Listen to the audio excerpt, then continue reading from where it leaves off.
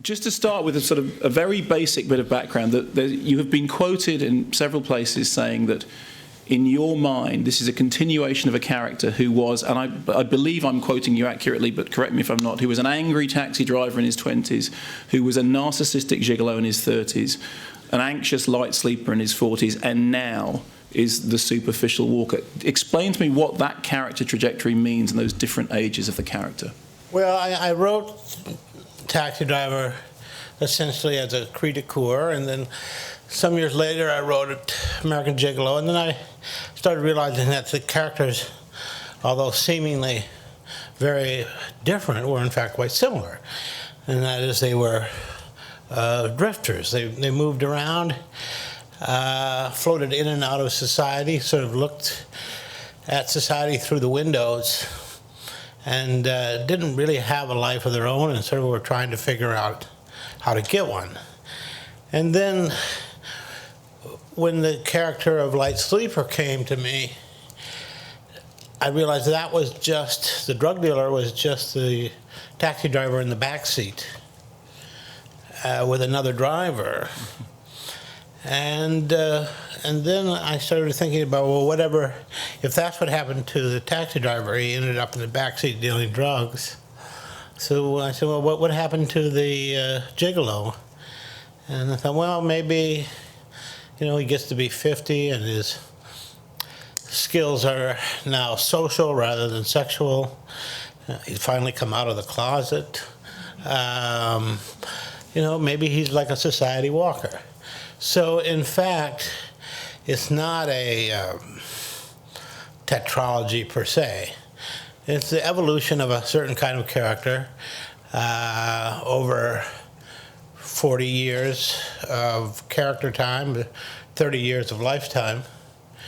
And the mutation of a part of myself, of an alter ego, maybe a microcosm for society too.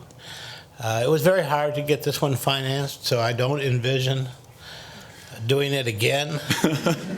Because every time this character gets 10 years older, he's harder to finance. He's less useful. You can't put a gun in his hand. I mean, if he was to be 60, which is what he would be now, I suppose a nice metaphor would be like, you know, an elevator operator. You know, I take him up, I take him down, it doesn't matter to me.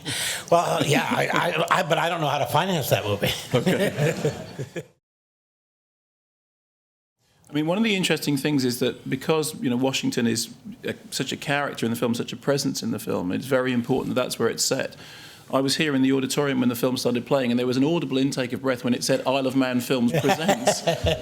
Tell us about, I mean, that thing about, you know, the exteriors there, but most of the interiors are shot here in the UK. Yeah.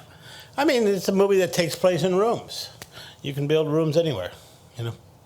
The cast is primarily American, so, you know, we didn't have to sacrifice at that level. And even the rooms that we didn't build, that we used here in London, Washington, D.C. is a very Anglophile kind of town, and a lot of those traditional D.C. buildings were either built or decorated by Anglophiles, so they look not unlike buildings here, so and interiors here. So the exteriors, with the exception of some scenes we did at Brick Lane, the exteriors were shot in D.C.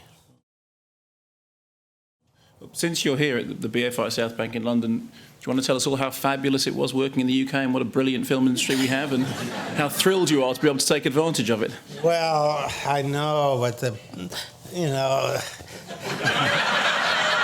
Well, I think that's a ringing endorsement, ladies and gentlemen. Well, no, it's a great place to work, but the currency rate is a killer. I know, but he said just buying a T-shirt for $40 from the BFI gift shop. No, I mean, obviously, as everyone here on the island knows, that's the killer. You know, you know, how do you support an industry when the cost of everything is so expensive?